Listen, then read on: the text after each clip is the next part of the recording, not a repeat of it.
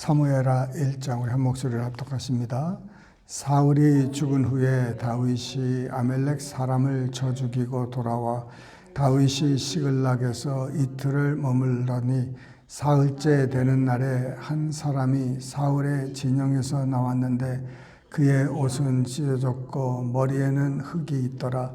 그가 다윗에게 나와 땅에 엎드려 절하매 다윗이 그에게 묻되 너는 어디서 왔느냐 하니 대답하되 이스라엘 진영에서 도망하여 왔나이다 하니라.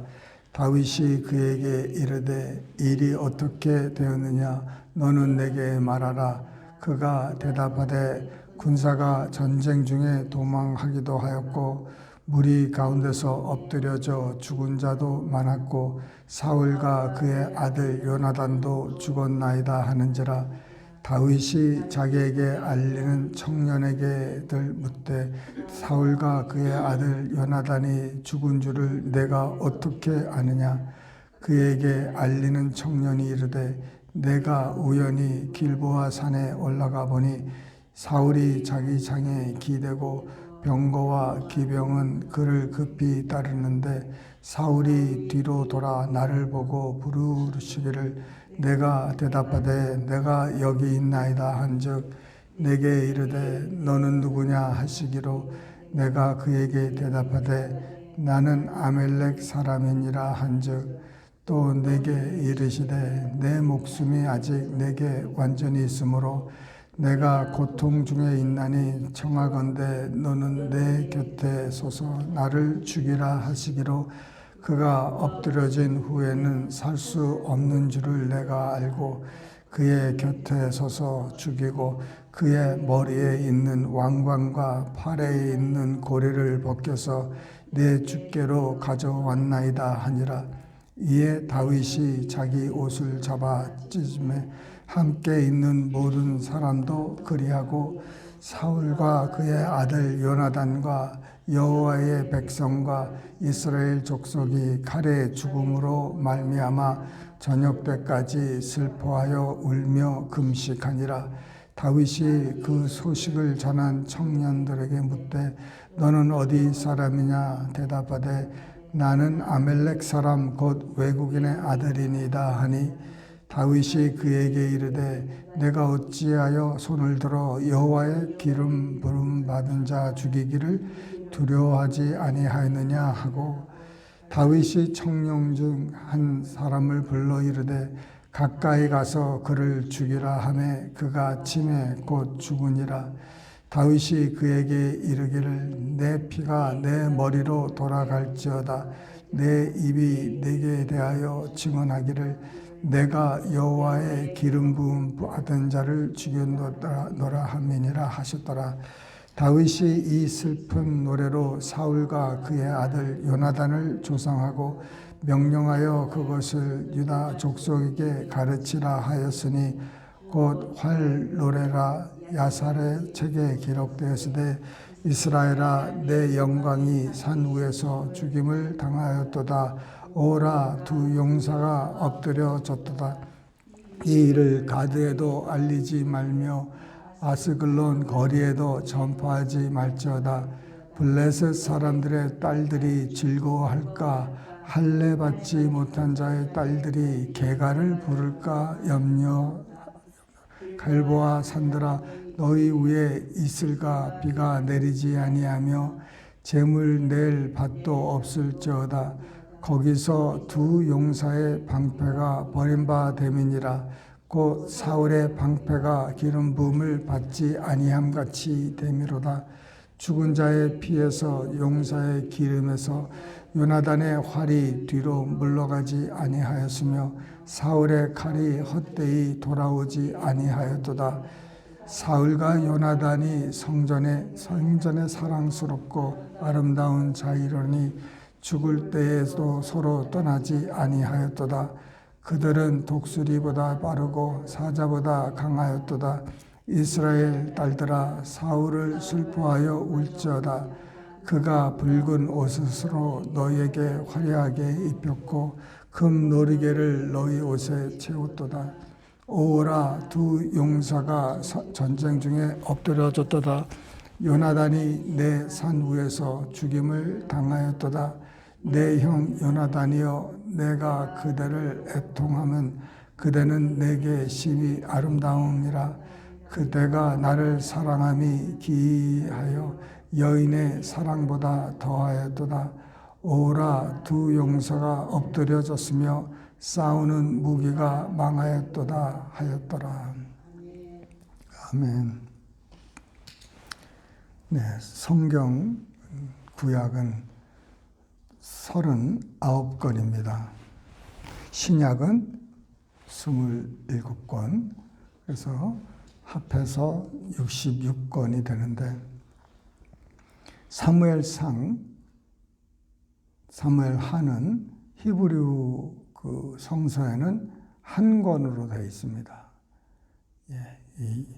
그 다음에 나오는 열왕기상, 역대상하 등도 한 권으로 되어 있는데, 이것을 이제 번역하기 시작하면서 이제 둘로 나눴고, 나중에 장과 절을 더했습니다.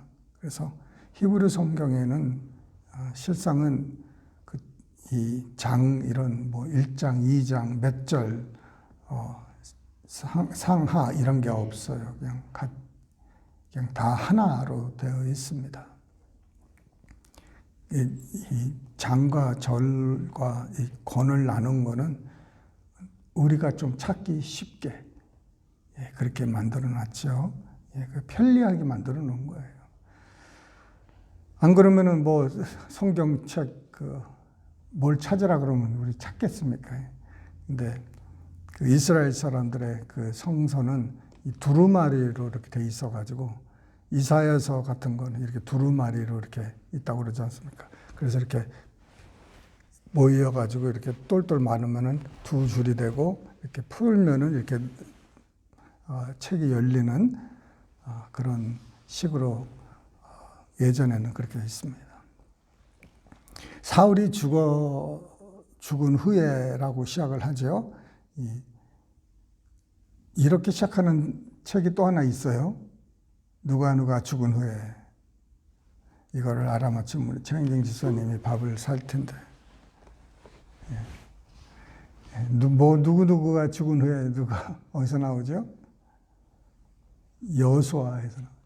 모세가 죽은 후에 하나님이 여호수아에게 말씀하시기 시작하는 것입니다. 그 한 사건이 이제 끝나고, 신명기가 끝나고, 이제 여호수아가 시작되면서 한 리더가 끝나고 또 하나의 리더가, 아주 큰 리더죠, 있을 때 이렇게 나눠가지고 한 시대가 끝나고 한 시대가 이제 열리는 그런 연결고리입니다. 그 사울이 더 오래 살 수 있었죠. 편안하게 살 수 있었습니다. 그리고 그의 아들들이 대대로 왕을 자리를 앉을 수 있었는데, 한 사람의 그 죄악 때문에 모든 게 끝나버렸어요. 시작은 참 좋았는데 끝이 정말 안 좋았어요. 겸손하게 시작했다가 교만으로 끝나고, 그 사울이 이제 왕으로 이제 기름 부음을 받을 때 사무엘에게 그 주위에 악한 사람들과 깡패 같은 사람들이, 사울이 누군데 우리가 그에게 뭐 따르고 그를 섬기냐, 이런 식으로 얘기를 했는데, 사울의 그 반응이 어땠습니까? 가만히 있었어요. 조용히 있었습니다. 속으로는 저 사람들이 왜 저렇게 감히 이렇게 할 수는 있었는데, 속은 어떠했는지 말은 없지만은, 그가 주위에서 이러쿵저러쿵 자기에 대해서 비판하고 판단할 때 자기는 꼭 입을 다물었던 사람인데, 아니 다윗이 골리앗을 이제 때려눕히고 대성을 이끌었는데, 천천만만 이 소리에 그냥 그 마음이 상하기 시작한 거예요. 기분이. 그래서 사람들이 그 말 한마디에 그 천냥빚도 갚는다고 하고 또 말 한마디에 정말 그 어려운 일들이 많이 생길 수가 있습니다. 그래서 말하는 것을 조심스럽게 해라는 거죠. 말이 그냥 한 번 나오면은 이거 주워 담기가 이건 불가능한 거죠. 그 생명의 그 권세가 어디에 있냐면 혀에 있다고 하지 않습니까? 내가 무슨 말을 어떻게 하는지 이것이 정말 우리의 삶을 좌우한다는 것이죠.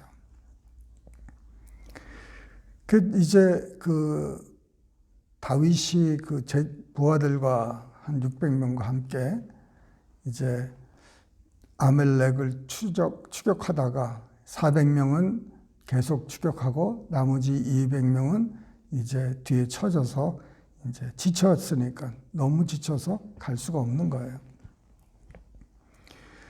그래서 그 승리를 하고 이제 시글락 이제 동네 자기 사는 동네로 다시 돌아와서 이틀을 머무는 거예요. 그러니까 얼마나 피곤했겠습니까? 맨날 며칠을 정말 그 식음을 전폐하고 막 쫓아간 거예요. 쉬는 시간이 아까웠던 거죠.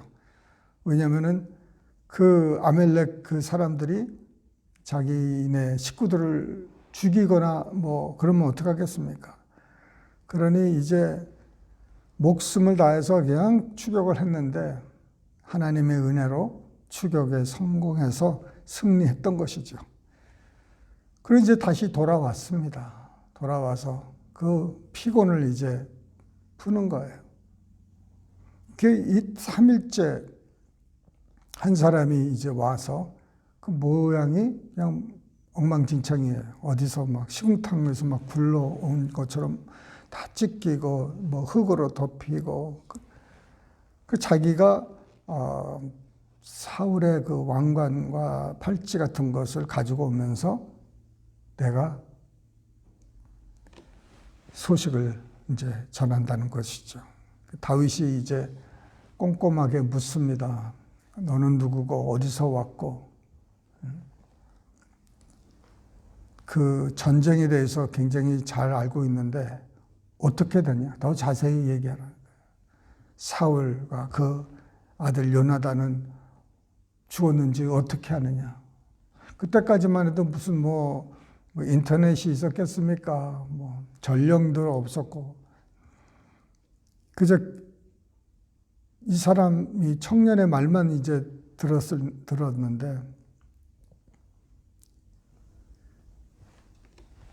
정말 궁금했지 않습니까? 자기는 그 동족하고 사울과 사랑하는 요나단과 반대편에서 적군이 돼서 만나야 될 그런 운명이었는데 하나님께서 정말 기적적으로 그 상황을 피하게 하여 주셔서 이제 그 궁금하지 않았습니까? 나 같았으면은 한두 사람 이렇게 남겨놓고 어떻게 되는지 좀 소식을 전하라고 한 그런 생각들은 못 하나 봐요. 근데 그 청년이 이제 자기가 길보아 산에서 가서 보니까 사울이 중상을 입었는데 자기에게 좀 자기를 죽여달라 이렇게 부탁을 해서 자기가 죽였다는 거예요. 그러면 사무엘상 31장의 그 보고는 뭡니까?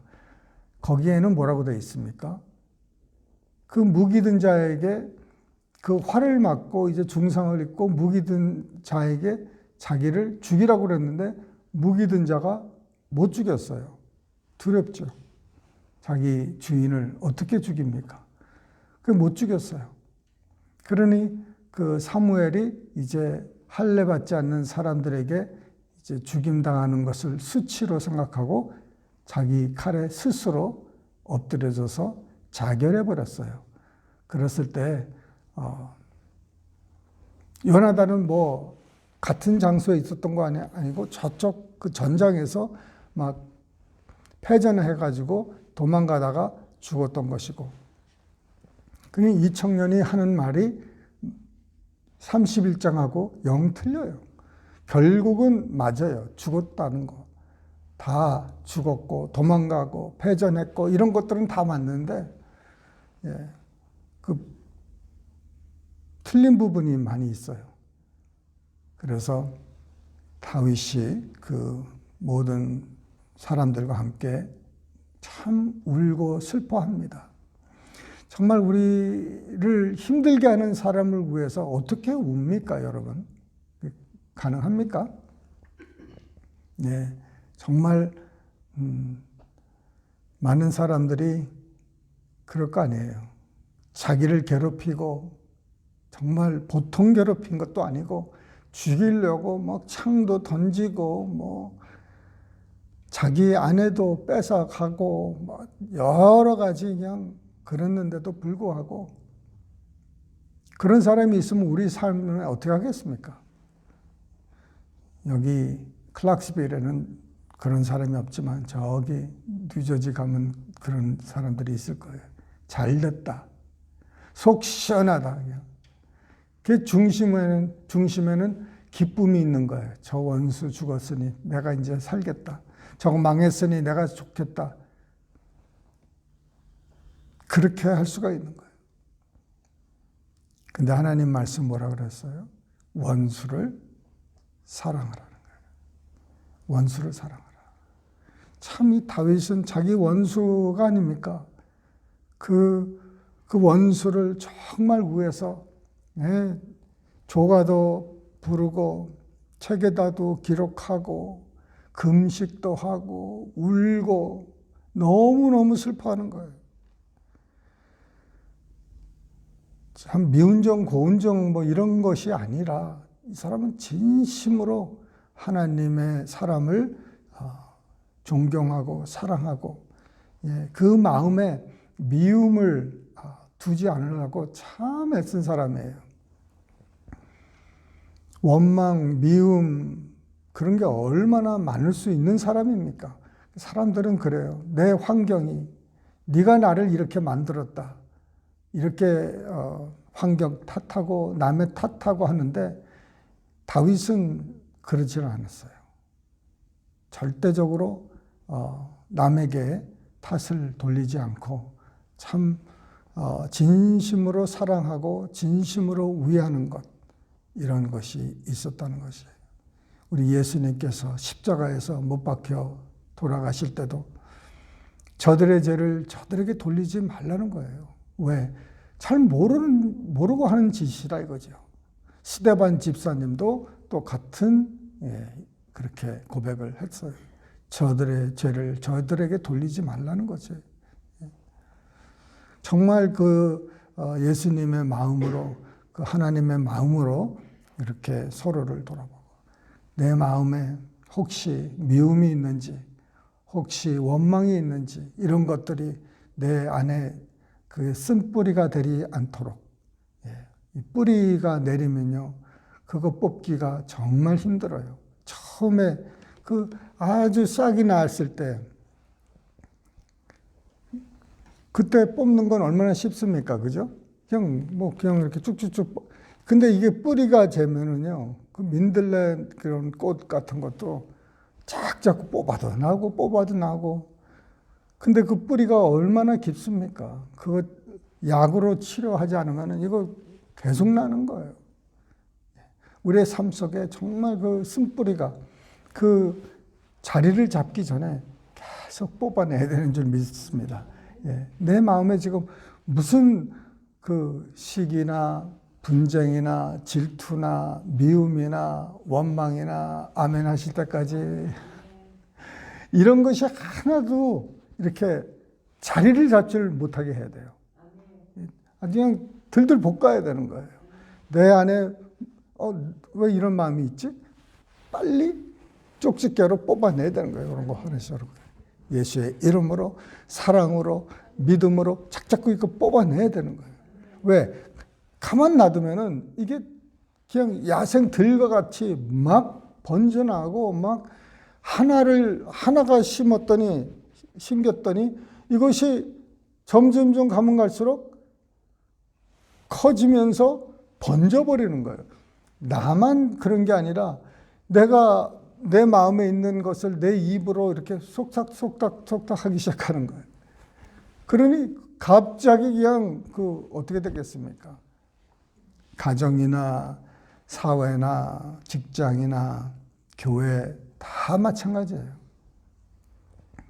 이렇게 하나로 돼 있지 않으면은 망하게 되는 거예요. 그래서 시작은 어디라고요?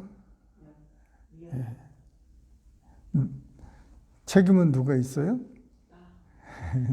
나에 있어요. 그죠? 나에게 있다는 거예요. 내가 시작했구나.